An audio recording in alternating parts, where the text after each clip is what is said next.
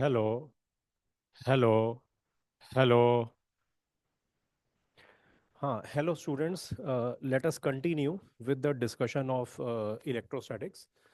तो पिछली क्लास में या पिछले सेशन में हम इलेक्ट्रिक फील्ड और पोटेंशियल के बीच का जो रिलेशन है उसको डिस्कस कर रहे थे।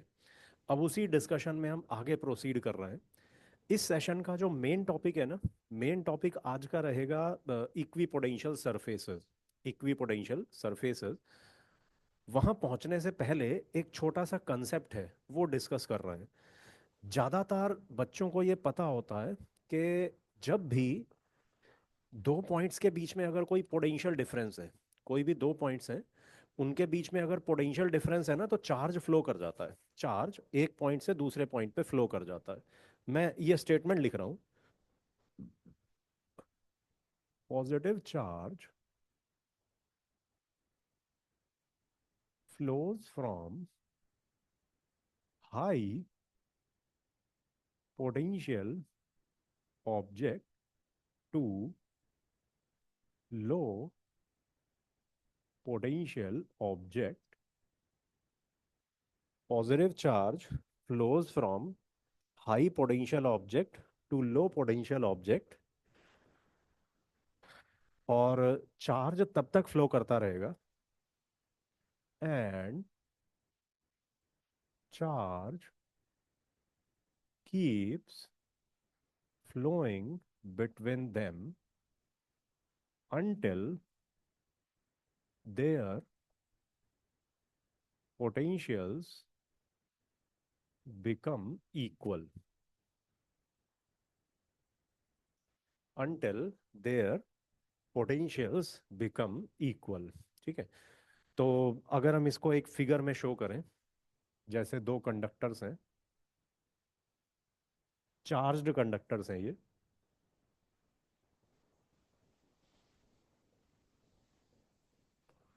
और मान लो एक का पोटेंशियल हाई है, दूसरे का लो। इसका पोटेंशियल है हाई, राइट वाले का पोटेंशियल लो, और अगर इन दोनों को कनेक्टिंग वायर से जोड़ देना, क्योंकि कनेक्टिंग वायर से जोड़ना जरूरी है। अगर यहाँ हाई पोटेंशियल है, यहाँ लो पोटेंशियल है, चार्ज के फ्लो करने का रास्ता ही नहीं है, तो चार्ज नहीं फ्लो करेगा। ठीक है।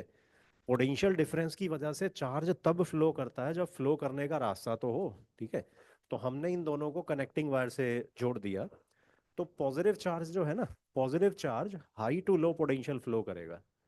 Positive charge high to low potential flow करेगा, यानी कि लेफ्ट ऑब्जेक्ट से राइट ऑब्जेक्ट की तरफ फ्लो करेगा, और तब तक फ्लो करता रहेगा जब तक कि दोनों के पोटेंशियल बराबर ना हो जाए। ठीक है। अब ऐसा क्यों होता है, इसका रीजन। हाँ, सोचो इसका रीजन किस तरीके से हम इसको एक्सप्लेन करेंगे, क्यों फ्लो करता है चार्ज, जरूरत क्या है। पोटेंशियल डिफरेंस है तो है, चार्ज क्यों फ्लो करने लग जाता है। इसका रीजन पता है किसी को क्या? अगर पता है तो बताओ।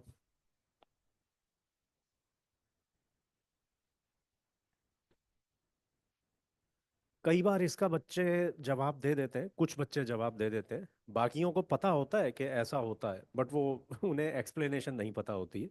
कुछ बच्चे इसका जवाब दे देते हैं। देखो, इसका जो एक्सप्लेनेशन है ना, वो ये है। हमने भी डिस्कस किया था पिछले सेशन में, एक रिजल्ट डिस्कस किया था। इलेक्ट्रिक फील्ड डिक्रीजिंग पोटेंशियल के अलोंग होता है। Electric field is in the direction of decreasing potential. अब देखो, लेफ्ट वाले कंडक्टर का पोटेंशियल हाई है। ठीक है। लेफ्ट वाले कंडक्टर का पोटेंशियल हाई है, राइट वाले कंडक्टर का पोटेंशियल लो है। तो इलेक्ट्रिक फील्ड तो हाई टू लो पोटेंशियल होता है। ठीक है। तो इलेक्ट्रिक फील्ड इस वायर के अंदर डेवलप हो जाएगा। देखो, आ, इसका हाई पोटेंशियल, इसका लो, इलेक्ट्रिक फील्ड डिक्रीजिंग पोटेंशियल के अलोंग होता है। तो इस वायर के अंदर एक इलेक्ट्रिक फील्ड प्रोड्यूस हो जाएगा लेफ्ट से राइट। ठीक है। और ये हमें पता है, F equal to Q E. Electric field तो फोर्स लगाता है ना चार्ज पे। ठीक है। चार्ज पे फोर्स लगती है। और ये भी हमें इलेक्ट्रोस्टैटिक में पता है कि पॉजिटिव चार्ज पे जो फोर्स है वो अलोंग इलेक्ट्रिक फील्ड लगती है। तो electric field high potential object से लो पोटेंशियल ऑब्जेक्ट की तरफ, और पॉजिटिव चार्ज पे F equal to Q E force लगी, positive charge high to low potential object की तरफ जाएगा। अब कब तक जाता रहेगा? चार्ज कब तक जाता रहेगा? जब तक उस पर फोर्स लग रही है। फोर्स कब तक नॉन जीरो है? जब तक इलेक्ट्रिक फील्ड नॉन जीरो है। तो अल्टीमेटली जब दोनों का पोटेंशियल बराबर हो जाएगा ना, जब दोनों का पोटेंशियल बराबर हो जाएगा तो इस वायर में इलेक्ट्रिक फील्ड जीरो हो जाएगा। इलेक्ट्रिक फील्ड जीरो हो गया, अब चार्जेस पे फोर्स नहीं लग रही होगी, चार्जेस मूव करना बंद कर देंगे। तो जब दोनों ऑब्जेक्ट्स का पोटेंशियल बराबर हो गया, कंडक्टर में इस वायर में इलेक्ट्रिक फील्ड जीरो हो गया, इलेक्ट्रॉन्स या पॉजिटिव चार्ज पे फोर्स जीरो हो गई, और फिर उसके बाद चार्ज ने रीअरेंज करना बंद कर दिया। ठीक है, ये थोड़ा सा मैं लिख भी देता हूँ। Explanation: as E is along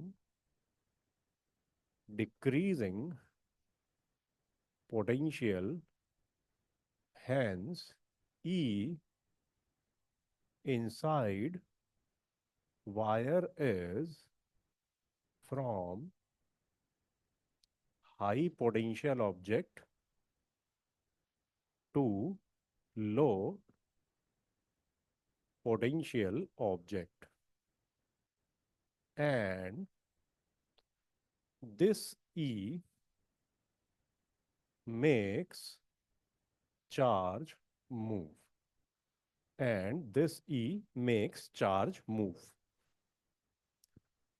ठीक है, तो ये इसका रीजन है। अच्छा, वैसे तो हम सबको पता है, बच्चों को पता ही होता है, पॉजिटिव चार्ज तो कभी मूव करता नहीं है। यहाँ से कोई पॉजिटिव चार्ज थोड़ी ट्रेवल करके उधर जाएगा। रियल पॉजिटिव चार्ज तो प्रोटॉन्स होते हैं, प्रोटॉन्स तो न्यूक्लियस के अंदर रेस्ट पे होते हैं। प्रोटॉन्स तो न्यूक्लियस के अंदर सारे फंसे हुए हैं, प्रोटॉन थोड़ी मूवेबल होते हैं। तो रियलिटी में तो इलेक्ट्रॉन्स मूव करता है, वो तो बस एक कन्वेंशन है। हम पॉजिटिव चार्ज का मोशन बोलते रहते हैं, और करंट जो होता है ना, इलेक्ट्रिक करंट, उसको भी मोशन ऑफ पॉजिटिव चार्ज के अलोंग लेते हैं, ये कन्वेंशन है। बट रियलिटी में तो इलेक्ट्रॉन्स मूव करते हैं ना। तो ये जो हम कहते हैं ना, positive charge high to low potential move करता है, रियलिटी में क्या हो रहा होता है? Electrons electrons low potential object से हाई पोटेंशियल ऑब्जेक्ट की तरफ जा रहे होते हैं, और तब तक इलेक्ट्रॉन्स मूव करते रहते हैं जब तक कि दोनों ऑब्जेक्ट्स का पोटेंशियल बराबर ना हो जाए। असली बात तो ये है। ठीक है, तो चलो, ये एक इम्पॉर्टेंट पॉइंट था। आगे चलते हैं। अब जो मेन टॉपिक है इस सेशन का, इक्वी पोटेंशियल सरफेसेस, उसकी तरफ जा रहे हैं। इसको रब कर रहा हूं मैं।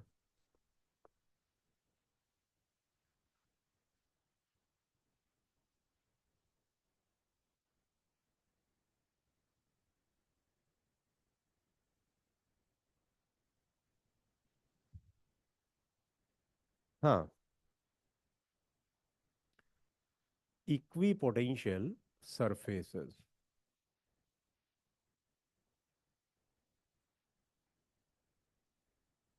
Equi potential surfaces. अब ये पहले तो इसकी डेफिनेशन की बात करेंगे।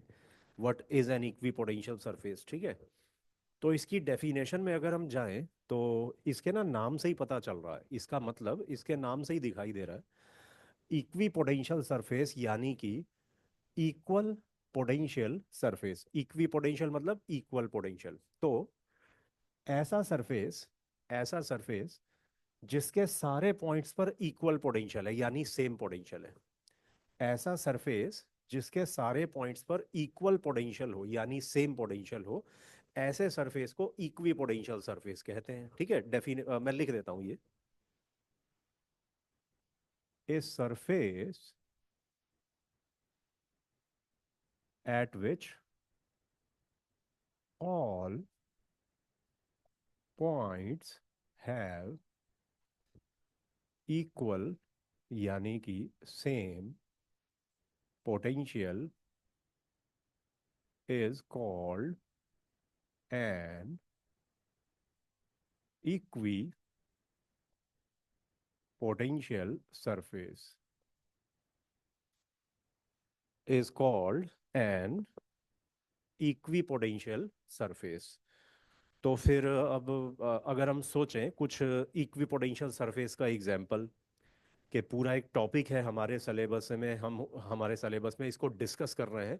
एग्जाम्पल देख लें कोई इक्वी पोटेंशियल सरफेस का, कोई एग्जाम्पल तो किसी को अगर पता है तो बताओ कोई एग्जाम्पल। इसका सबसे कॉमन एग्जाम्पल पता है क्या है? इस चैप्टर में तो ढेरों इक्वी पोटेंशियल सरफेस आते हैं। इलेक्ट्रोस्टैटिक चैप्टर में ढेरों एग्जाम्पल हैं इक्वी पोटेंशियल सरफेस के।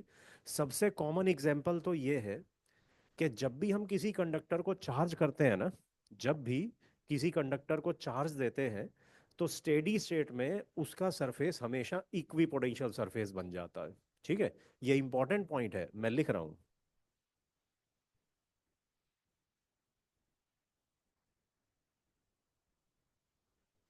अंडर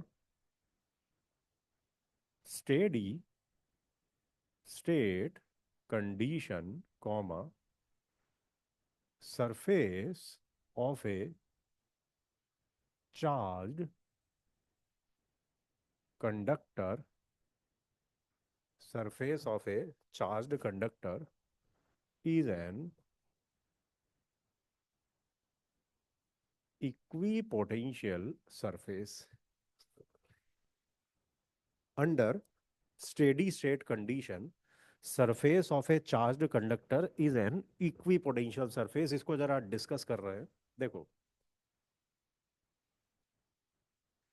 अब ये कोई कंडक्टर है मान लो, ठीक है, और इसको लेटस से हमने चार्ज करना शुरू किया, मतलब बाहर से इसमें चार्ज ऐड करना शुरू किया। ठीक है, तो इसमें चार्ज हम इसको दे रहे हैं ऐसे। ठीक है, तो भी ये चार्ज इसके सरफेस पे स्प्रेड भी होता जाएगा, फैलता जाएगा। देखो, ये पहले भी हमने डिस्कस किया था कि ये स्टेडी स्टेट क्या होता है। देखो, दो तरीके की ऐसे केस में दो तरीके की स्टेट्स होती हैं। एक होती है ट्रांजिएंट स्टेट और दूसरी होती है स्टेडी स्टेट। देखो, transient state and steady state. Transient और स्टेडी स्टेट क्या होगा? देखो, इस कंडक्टर को हम चार्ज दे रहे हैं, ठीक है, कॉमन सेंस की बात है, अगर एक साइड से ऐसे चार्ज दे रहे हैं तो टाइम के साथ ये चार्ज इसके सरफेस पे डिस्ट्रीब्यूट कर रहा होगा, इसके सरफेस पे चार्ज ऐसे फैल रहा होगा, डिस्ट्रीब्यूट कर रहा होगा। तो जब तक इसके सरफेस पे चार्ज रीअरेंज कर रहा है ना, इसके सरफेस पे चार्ज रीअरेंज कर रहा है, अपने आप को डिस्ट्रीब्यूट कर रहा है, इधर उधर अपने आप को चार्ज सेटल कर रहा है, तब तक रहती है ट्रांजिएंट स्टेट। ट्रांजिएंट स्टेट मतलब सिस्टम का स्टेटस बदलता जा रहा है, चार्जेस रीअरेंज कर रहे हैं ना इसके सरफेस पे, तो ट्रांजिएंट स्टेट है। मगर अगर मान लो हमने ये चार्जिंग एजेंट हटा दिया, चार्जिंग एजेंट विड्रॉ कर लिया, जो चार्ज देना था दे दिया, अब उसके बाद वो चार्ज सेटल भी कर रहा है, सरफेस पे रीअरेंज हो रहा है, हमने ये चार्जिंग एजेंट हटा लिया है, सरफेस पे जो चार्ज डिस्ट्रीब्यूट होना था हो गया है, इधर उधर जो चार्ज फैलना था, रीअरेंज होना था, हो चुका है। उसके बाद जो स्टेट आ जाती है उसे बोलते हैं स्टेडी स्टेट। तो स्टेडी स्टेट का मतलब है when rearrangement of charge on the surface is complete, यानी उसके बाद फर्दर चार्जेस रीअरेंज नहीं कर रहे हैं, उस स्टेट को स्टेडी स्टेट कहा जाता है। ठीक है, तो under steady state condition charge conductor का जो सरफेस है वो इक्वी पोटेंशियल सरफेस होता है। इसका रीजन क्या है? कुछ रीजन आप बता सकते हो? रीजन क्यों है इसका जो सरफेस है क्यों इक्वी पोटेंशियल हो जाता है? Any reason? मतलब किसी को रीजन पता है तो बताना है, ये है। इसका रीजन जनरली बच्चे बता देते हैं वैसे क्लास में। देखो, रीजन इज वेरी सिंपल। अगर स्टेडी स्टेट पे भी चलो इसके सरफेस पे कोई दो पॉइंट्स ले लेते हैं, इसके कंडक्टर के सरफेस पे कोई दो पॉइंट्स ले लिए ए और बी। ठीक है, अब अगर मान लो ये दो पॉइंट्स हैं और स्टेडी स्टेट आ गई है, स्टेडी स्टेट आ गई है, मगर ए और बी का ना पोटेंशियल सेम नहीं है, क्योंकि ये इक्वी पोटेंशियल सरफेस नहीं है। हम तो कॉन्ट्राडिक्शन से स्टार्ट कर रहे हैं ना। लेट अस प्रूव कि इसका इक्वी पोटेंशियल सरफेस ना होना इम्पॉसिबल है स्टेडी स्टेट पे। ठीक है, मैं एक्सप्लेन कर रहा हूँ। मान लो स्टेडी स्टेट आ गई है और स्टेडी स्टेट के बाद भी पॉइंट ए और बी का पोटेंशियल ना सेम नहीं है। अगर ए और बी का पोटेंशियल सेम नहीं है तो पोटेंशियल डिफरेंस की वजह से तो चार्ज फ्लो करता है। ए और बी में से जिसका भी हाई पोटेंशियल होगा, चार्ज हाई पोटेंशियल पॉइंट से लो पोटेंशियल पॉइंट की तरफ जा रहा होगा। अरे चार्ज अगर जा रहा होगा तो स्टेडी स्टेट तो आई ही नहीं ना। स्टेडी स्टेट की तो यानी कि कंडीशन ही सेटिस्फाई नहीं हुई। स्टेडी स्टेट पे तो चार्जेस जहां जाने हैं जा चुके हैं, सारे चार्जेस रेस्ट पे आ चुके हैं स्टेडी स्टेट में। ठीक है, तो स्टेडी स्टेट में तो सारे पॉइंट्स का पोटेंशियल बराबर होगा ना सरफेस पे, तभी तो पॉइंट्स एक पॉइंट से, तभी तो चार्ज एक पॉइंट से दूसरे पॉइंट पे मूव करना बंद करेंगे। ठीक है, तो स्टेडी स्टेट में तो सबका पोटेंशियल सेम होना चाहिए। ठीक है, ये मैं लिख के बता रहा हूँ reason. Consider two points A and B on surface, full stop. If even at steady state Va not equal to Vb, if even at steady state Va not equal to Vb, charge will move between A and B, hence violating steady state condition। ठीक है, अगर steady state पे भी ए और B का potential बराबर ना हुआ तो फिर तो पोटेंशियल डिफरेंस की वजह से चार्ज फ्लो करेगा ए और बी के बीच में। चार्ज फ्लो करेगा तो वो स्टेडी स्टेट आई ही नहीं होगी। अगर स्टेडी स्टेट आ चुकी है, चार्ज का फ्लो बंद हो चुका है, यानी सारे पॉइंट्स का पोटेंशियल बराबर है, किन्हीं भी दो पॉइंट्स के बीच में पोटेंशियल डिफरेंस नहीं है। सरफेस के सारे पॉइंट्स का पोटेंशियल बराबर है, यानी सरफेस इक्वी पोटेंशियल सरफेस है। ठीक है, चलो अब इसके बाद और आगे चलते हैं। अब देखो, ये एक इक्वी पोटेंशियल सरफेस है। ठीक है, अच्छा, इलेक्ट्रिक फील्ड तो होगा ही, मतलब ये सारा पॉजिटिव चार्ज है ना, इलेक्ट्रिक फील्ड प्रोड्यूस करेगा, यानी कि इलेक्ट्रिक फील्ड लाइंस एग्जिस्ट कर रही होंगी, इलेक्ट्रिक फील्ड लाइंस। एक इंपॉर्टेंट पॉइंट है, इलेक्ट्रिक फील्ड लाइंस जो है ना, हर पॉइंट पर electric field lines equipotential surface के परपेंडिकुलर होती हैं। At every point on the surface electric field lines are perpendicular to equipotential surface, यानी कि इसमें जो इलेक्ट्रिक फील्ड लाइंस बनेंगी ना, वो ऐसी बनेंगी। हर जगह, हर पॉइंट पर electric field lines perpendicular to equipotential surface होंगी। ठीक है, ये ऐसे, और पॉजिटिव चार्ज से इलेक्ट्रिक फील्ड बाहर होता है ना, तो ऐसे electric field lines perpendicular to surface होंगी बाहर की तरफ। ठीक है, ये इंपॉर्टेंट पॉइंट है, लिख रहा हूं मैं। Eight every point of equi potential surface E is perpendicular to surface, electric field is perpendicular to surface। अब ये इसके प्रूफ में अगर हम जाएं, प्रूफ,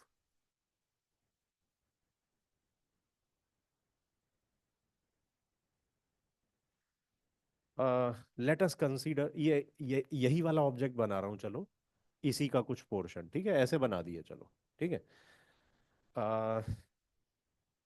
चार्ज्ड है ये,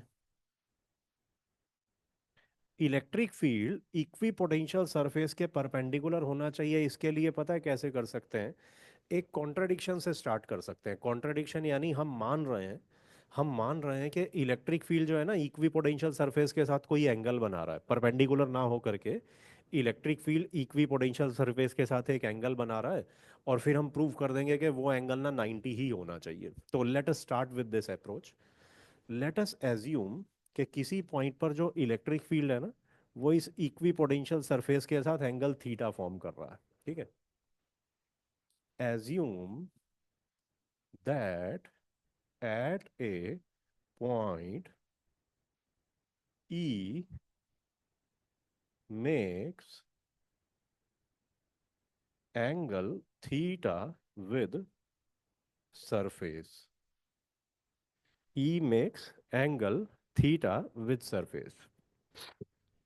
तो अब देखो, इलेक्ट्रिक फील्ड अगर इक्वी पोटेंशियल सरफेस के साथ कुछ एंगल बना रहा है, तो फिर वो तो इलेक्ट्रिक फील्ड के कंपोनेंट भी होंगे, मतलब वेक्टर है ना, वेक्टर के तो कंपोनेंट होते ही हैं। इसका एक कंपोनेंट ले लेते हैं along surface E cos theta, और दूसरा component perpendicular to surface E sine theta. ठीक है, तो ई का जो component along tangent to surface है ई कॉस थीटा, जरा उसको स्टडी कर रहे हैं। Along tangent to surface E cos theta, ये लिख सकते हैं minus DV by D R, ये अलोंग सरफेस है, अलोंग सरफेस। इलेक्ट्रिक फील्ड तो rate of change of potential होता है ना, ये तो प्रॉपरली हमने पिछले सेशन में डिस्कस किया था। Electric field is rate of change of potential, तो हम इलेक्ट्रिक फील्ड का ये कंपोनेंट जो अलोंग टेंजेंट टू सरफेस है ना, इसको ले रहे हैं। इलेक्ट्रिक फील्ड का component along tangent to surface is minus DV by D R, rate of change of potential. DV by D R तो rate of change of potential ही होता है, मगर ये तो इक्वी पोटेंशियल सरफेस है। Since it is equipotential surface, यानी कि अलोंग द सरफेस तो पोटेंशियल चेंज ही नहीं हो रहा है। इक्वी पोटेंशियल सरफेस है तो अलोंग द सरफेस तो पोटेंशियल बदल ही नहीं रहा है, पोटेंशियल तो कांस्टेंट है। इसका मतलब rate of change of potential must be zero along surface, as surface is equipotential. ठीक है, अब ये क्या रिजल्ट आया, E cos theta equal to zero. अब देखो, E into cos theta is zero, दो क्वांटिटीज हैं उनका प्रोडक्ट जीरो है, तो दोनों में से कोई एक जीरो होगी या दोनों भी जीरो हो सकती हैं। तो E into cos theta equal to zero का मतलब या तो ई जीरो होगा या कॉस थीटा जीरो होगा। ई को जीरो नहीं करना है। ई कहाँ जीरो है, अरे पूरा चार्ज्ड कंडक्टर है, चार्ज्ड कंडक्टर है, इसने तो प्रॉपरली इलेक्ट्रिक फील्ड जनरेट कर रखा है अपने चारों तरफ। तो electric field is surely non zero, electric field non zero है, यानी cos theta must be zero. as E not equal to 0, hence cos theta must be 0, that is theta equal to 90 degree. Theta equal to 90 degree, तो जो हम prove करना चाह रहे थे वो प्रूव हो चुका है। थीटा क्या है, थीटा इलेक्ट्रिक फील्ड का सरफेस के साथ एंगल है, theta must be 90 degree, which implies E is perpendicular to surface। Electric field equi potential surface के परपेंडिकुलर है।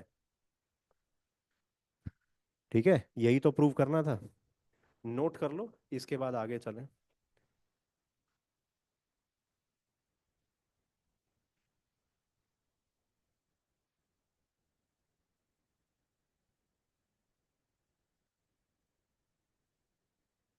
रब कर रहा हूं इसको।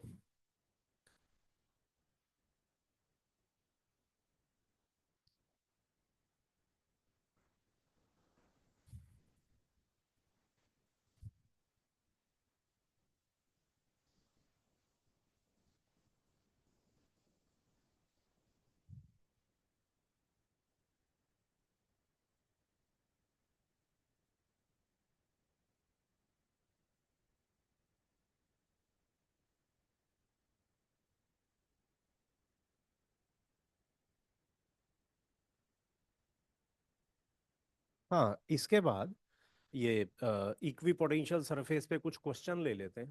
ठीक है, एक क्वेश्चन ले रहे हैं इस पे।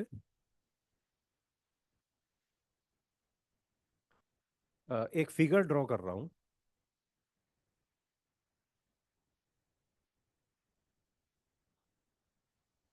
एक्स एक्सेस, वाई एक्सेस, कुछ हमें ना कुछ इक्वी पोटेंशियल सरफेसेस दे रखे हैं, इस टाइप से हैं। एक मिनट, ये मैं सॉलिड लाइन बना देता हूँ।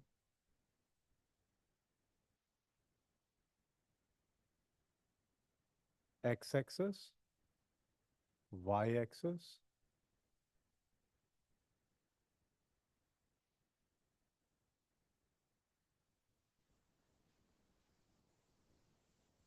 ये इक्वी पोटेंशियल सरफेसेस हैं। ठीक है, मतलब दिखने में तो ये लाइंस हैं, दिखने में ये लाइंस हैं, बट प्रॉपरली ये सरफेस, क्वेश्चन में लिख दूंगा ना, क्वेश्चन में लिख दूंगा ये पूरे सरफेस हैं, एक्स वाई प्लेन के परपेंडिकुलर है ऐसे, एक्स वाई प्लेन के परपेंडिकुलर है ये तीन सरफेस। ठीक है, ये एंगल 30 डिग्री, कोऑर्डिनेट्स दिए हुए हैं, ये है 2 सेंटीमीटर, 4 सेंटीमीटर, 6 सेंटीमीटर, और इन सरफेसेस के साथ इनके पोटेंशियल्स मेंशन्ड है, 30 वोल्ट, 20 वोल्ट, 10 वोल्ट। ठीक है, तो क्वेश्चन की स्टेटमेंट लिख रहा हूँ पूरा। Figure shows three equipotential surfaces, each of them a plane surface perpendicular to xy plane. Each of them a plane surface perpendicular to xy plane. Draw electric field lines in space and find electric field in vector form and find electric field in vector form। हाँ, इसके बारे सोचो किस तरीके से करना है।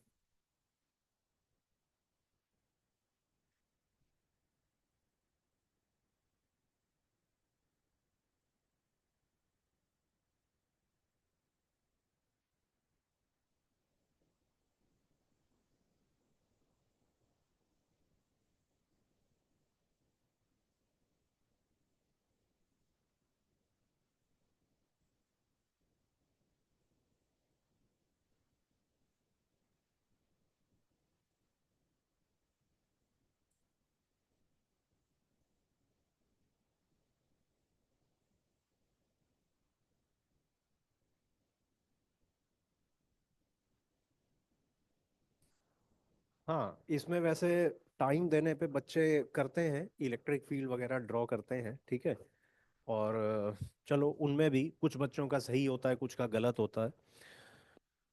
देखो, इलेक्ट्रिक फील्ड लाइंस अगर हम ड्रॉ करें, इलेक्ट्रिक फील्ड लाइंस, हमें पता है electric field lines are perpendicular to equipotential surface.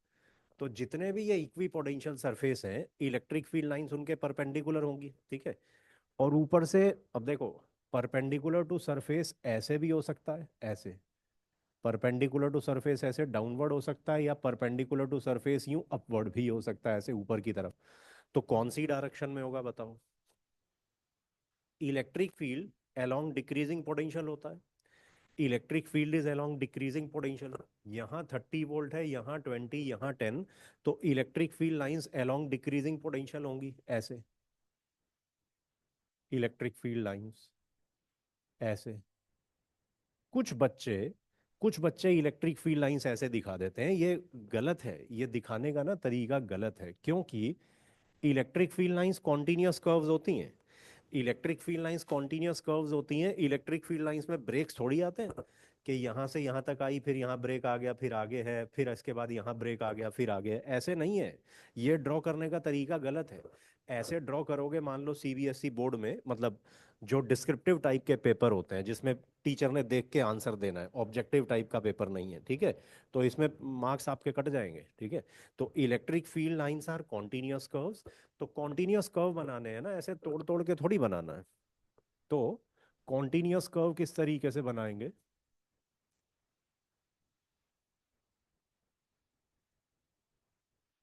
Electric field is along decreasing potential, और इलेक्ट्रिक फील्ड जो है perpendicular to equipotential surface होता है। तो इलेक्ट्रिक फील्ड लाइंस कुछ इस तरीके से बनेंगी, ऐसे। ठीक है, इलेक्ट्रिक फील्ड लाइंस कुछ ऐसे बनेंगी। ये सारी इलेक्ट्रिक फील्ड लाइंस ऊपर से नीचे आ रही हैं, ऐसे, डिक्रीजिंग पोटेंशियल के along. Electric field lines decreasing potential के अलोंग है, ठीक है।